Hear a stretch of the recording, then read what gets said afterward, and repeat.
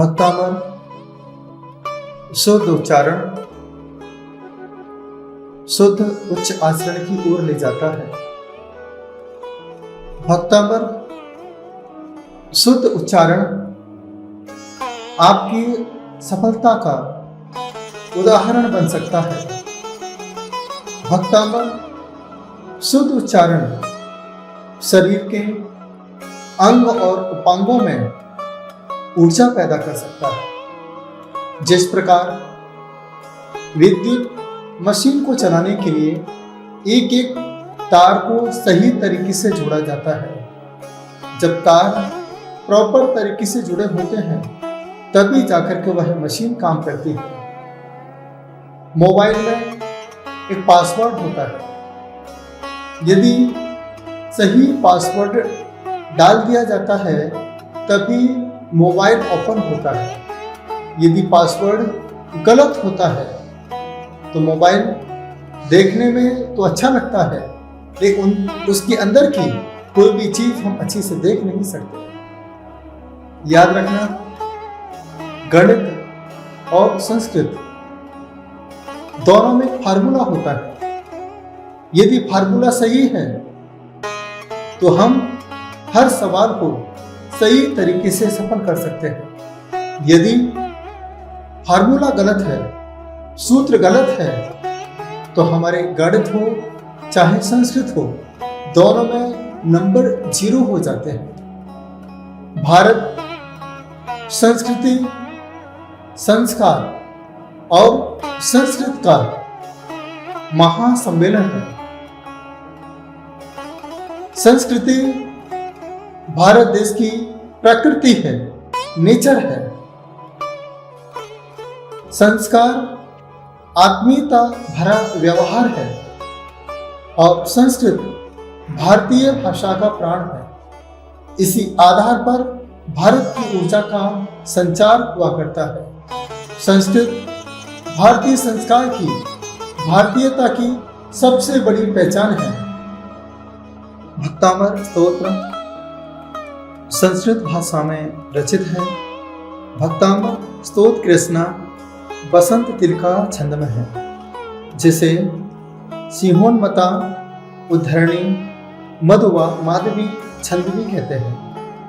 इसके प्रत्येक छंद में 4-4 चरण, पंक्ति अथवा लाइन है तथा प्रत्येक चरण में 14 वर्ण होते हैं।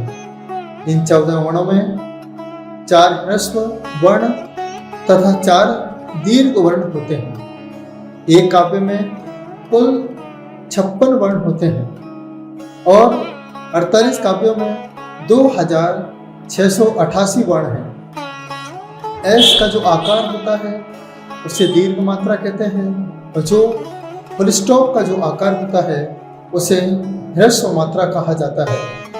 कहीं कहीं छंद में अंतकार 14वां वर्ण ह्रस्व भी होता है, जैसे नायकेशु, तोषमिति, मुनीश, हराय नाथ, भूषणाय, परमेश्वर। छंद के चरण के बीच में जहां ह्रस्व मात्रा के बाद संयुक्ताक्षर हो तो ह्रस्व मात्रा को दीर्घ मात्रा बनाने के लिए स्वराघात विधि होती है। ह्रस्व मात्रा को दीर्घ मात्रा गिना जाता है। स्वराघात विधि जहां संयुक्त अथवा आदि अक्षर के पहले ह्रस्व स्वर के उच्चारण में जोर या खिंचाव देकर बोलते हैं अथवा ह्रस्व स्वर को संयुक्ताक्षर के प्रथम व्यंजन वर्ण की आघात अर्थात टकराव होने पर उस संयुक्ताक्षर के प्रथम वर्ण का 2 बार उच्चारण होता है, उसे ही स्वराघात कहते हैं। ह्रस्व स्वर अ, इ, उ, रि, ऋ ह्रस्व स्वर है। दीर्घ स्वर आ, ई, उ, ऋ, ऋ, ए, ऐ, उ, औ ये दीर्घ स्वर है। देखिए यहाँ पर ये 14 वर्ण होते हैं, इसमें 5 ह्रस्व हैं और 9 दीर्घ हैं। देखिए मैं आपको बचपन की ओर ले चलता हूँ। जब आप बहुत छोटे थे छोटे में आपको मातृभाषा वर्णमाला सिखाई जाती थी, जिसमें क, ख, ग, घ, ङ, च, छ, ज, छ, ञ, ट, ठ, ड, ढ, न, त, थ, द, ध, न, प, ह, ब, भ, म, य, र, ल, व, श, श, स, अ। ये 33 व्यंजन होते हैं। स्वर रहित व्यंजन वर्ण को आधा अक्षर कहते हैं। इसको या तो आधा लिखते हैं, जैसे आधा क, आधा ख, आधा र। जैसे हम देखते हैं नीचे क लिखते हैं तो नीचे रेप हो जाती है, जिसे हम आधा क कहते हैं। खा कहते हैं, नीचे रेप हो जाती है, जिसे हम आधा ख कहते हैं। इस प्रकार से भी लिखा जाता है। जैसे आधा प के साथ र जोड़ा है तो बनता है प्र, त और रा के साथ जुड़ा है तो बनता है त्र, द और य के साथ बनता है य, क और श के साथ मिलकर के बना है तो ये श, ज और ञ के साथ मिलकर बना है तो कहते हैं जिया, श और र के साथ मिलकर बना है तो कहते हैं श्र। इसी प्रकार से स्व, व, ध्व, द्वि, कृ ये सभी को संयुक्त अक्षर कहा जाता है। यहाँ पर हम और भी ध्यान रखें, व्यंजन, विसर्ग, अनुस्वार अथवा दीर्घ मात्रा के बाद यदि संयुक्त अक्षर है तब स्वराघात विधि नहीं होगी। जैसे कर्तुम स्तव, मरुत् प्रपाता, ते त्रिदशांग, तेजाह प्रण, सम्यक प्रणम्य। यदि स्वर रहित स पद के आरंभ में है, जैसे स्तोत्र, स्थूल, स्पष्ट। अनेक लोग इसका उच्चारण ई जोड़कर करते हैं, जैसे स्कूल बोलते हैं, स्टूल बोलते हैं, स्टेशन बोलते हैं, जबकि इसमें ई है नहीं है, फिर भी आप लोगों के बोलने में आता है स्टेशन, स्टूल, स्कूल। जब कभी आधे सा का उच्चारण करना हो तो हमें दांतों को चिपका करके बोलना चाहिए, जैसे स्कूल, स्टूल, स्टेशन। इस प्रकार से हम यहाँ पर बोल करके शब्दों को शुद्ध कर सकते हैं। जो सकार स्वर के बाद अथवा सामने है उस प्रकार का उच्चारण पूर्व पद के साथ होता है, जैसे नाम स्थापना, गुणस्थान, महावीर स्वामी, भक्तामर, स्तोत्र, मोक्षास, तत्व। शब्द के बीच में एक एस जैसा उच्चारण होता है, जैसे खंडाकार अ, यह अवग्रह कहते हैं। इस अवग्रह चिन्ह का उच्चारण नहीं होता है।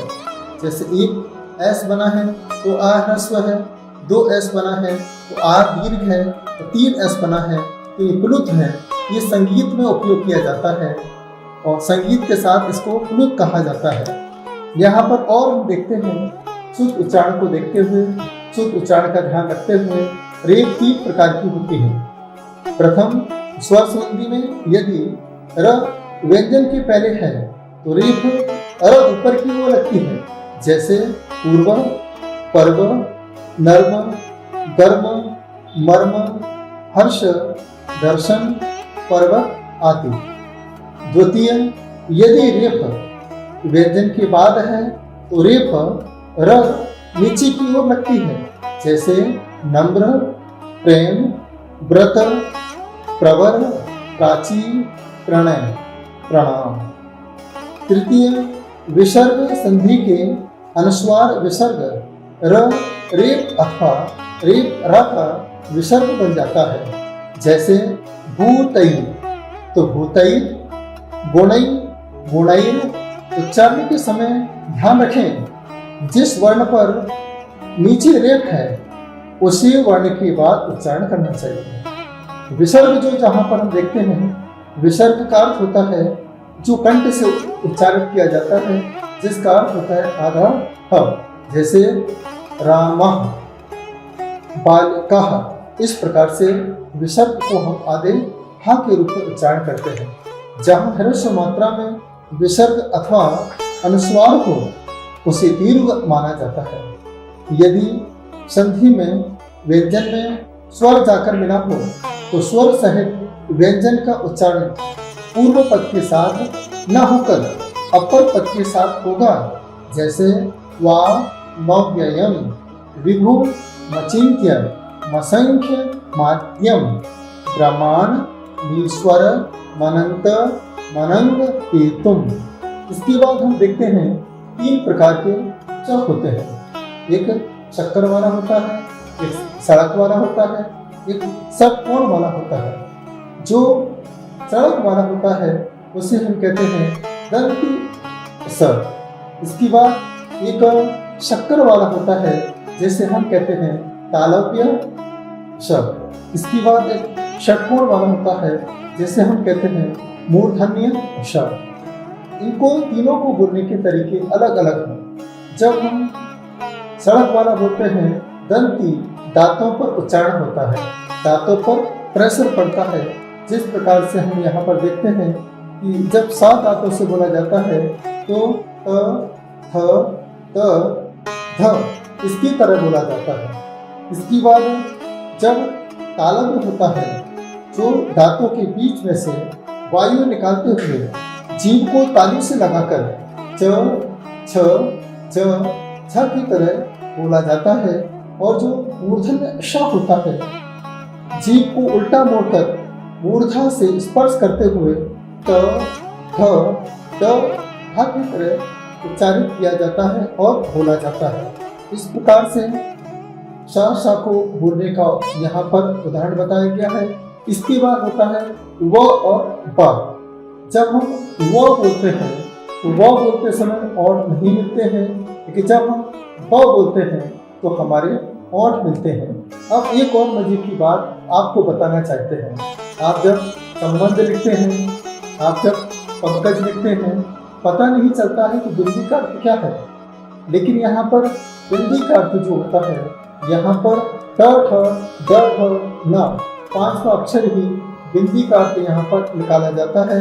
जिस प्रकार से हमने लिखा पंकज, पंख या तंग लिखा है, ये कहाँ पर निकलता है? न, क, ख, ग, घ 5वां जो अक्षर होता है वही बिंदी का अर्थ होता है। इसके बाद होता है पेंटर लिखा हमने, तो पेंटर, ठंड या भिंड लिखा तो न कहाँ पर?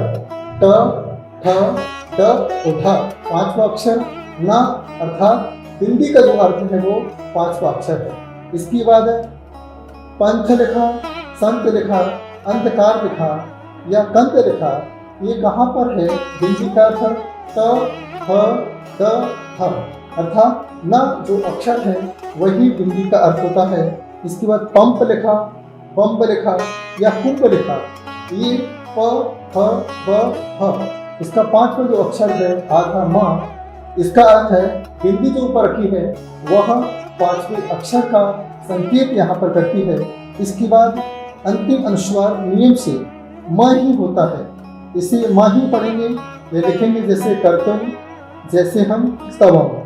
आगे लास्ट में शक्कर का स, चरक का स, चटकोण का स, हाँ कि पूर्व में अनुस्वार हो, यह न अथवा माँ के रूप में पढ़ा जाता है। यहाँ पर कहने का अर्थ यही है कि जो हम भक्तांबर की आराधना, भक्तांबर को यहाँ पर हम सीखना चाहते हैं, लेकिन भक्तांबर को सीखने के लिए हमें एक एक अक्षरों पर ध्यान देना होगा। जब हम एक एक अक्षरों पर ध्यान देंगे तो यह एक एक अक्षर आपकी आत्मा से आत्म साक्षात्कार कर देगा। आपको पता है 4 प्रकार के विद्यार्थी होते हैं जो परीक्षा हॉल में बैठे हैं। एक वह विद्यार्थी है जिसने अपनी सेटिंग कर ली है, वह सिर्फ अपना रोल नंबर डालता है, 3 घंटे इंतजार करता है और घर चला जाता है। दूसरा वह विद्यार्थी है जो परीक्षा हॉल में बैठा तो है, वह रोल नंबर भी डालता है और लाइन भी खींचता है और अपना टाइम पास करता है और चला जाता है। तीसरा वह विद्यार्थी है परीक्षा हॉल में बैठा है, परीक्षा दे रहा है, लेकिन जैसा पेपर में पूछा गया है वैसा बिल्कुल नहीं लिखता है, जो मन में आता है वैसा लिखता है और अपने घर चला जाता है। चौथा वह विद्यार्थी है जो परीक्षा हॉल में बैठा है, पूरी मेहनत के साथ जैसा पढ़ाया गया, जैसा उसने पढ़ा है उसी प्रकार से वह आंसर शीट पर लिखता है। अब आप सोचिए, उसी विद्यार्थी को ही 100 में से 100 नंबर मिला करते हैं। हम लोग भी रोज भक्तामर पढ़ते हैं, उच्चारण करते हैं। लॉकडाउन में हमने खूब उच्चारण किया, लेकिन इस उच्चारण को शुद्धता के साथ नहीं किया तो इसका फल आपको कुछ नहीं मिला। इतना जरूर मिला, जितनी देर तक आप बैठे रहे उतना आपका पुण्य का संचार होता गया। मैं आपसे कहना चाहता हूँ, ये जो भक्तामर की आराधना, भक्तामर की पाठशाला, भक्तामर के उच्चारण के साथ जोड़ने की एक विधि आपके बीच में रखी जा रही है। ये विधि के विधान से मिलाने की विधि है। एक बार आप सभी जो समझदार हैं, जिन्होंने भक्तामर को पढ़ा है, मैं चाहता हूँ एक बार भक्तामर भूल जाए। जैसे हम डॉक्टर के पास जाते हैं, पूरी विधि को भूल जाते हैं, पूरी समझदारी को भूल जाते हैं, पूरे काढ़े को भूल जाते हैं कि हम पहले कौन सा काढ़ा पीते थे, क्या क्या लेते थे। बस सब कुछ भूल करके डॉक्टर जैसे मेडिसिन देता जाता है वैसे हम मेडिसिन लेते जाते हैं। तो डॉक्टर के कहने पर हम जब उस विधि से जुड़ते हैं तो हमें हमारे शरीर को फायदा मिलता है।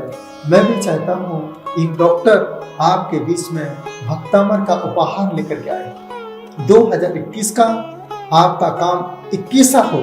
जो संकट आपके जीवन में आए हैं, जो परेशानी आपके जीवन में आई है, यह परेशानी से आप पराजित हो चुके हैं। लेकिन मैं आपसे कहना चाहता हूँ कि ये परेशानी अब आपके जीवन में ज्यादा समय तक टिकने वाली नहीं है। एक बार भक्तामर को अपने दिमाग में टिका लो। एक बार भक्तामर के साथ अपना शुद्ध उच्चारण करना सीख लो। जब हम भक्तामर के शुद्ध उच्चारण से जुड़ जाते हैं तो आपका आचरण शुद्ध हो जाता है और आप ही इस परिवार के लिए नहीं, समाज के लिए नहीं, इस सृष्टि के लिए नहीं, अपने आप के लिए शुद्ध आचरण वाले हो सकते हो और आपके भीतर की आत्मा आनंदित हो सकती है।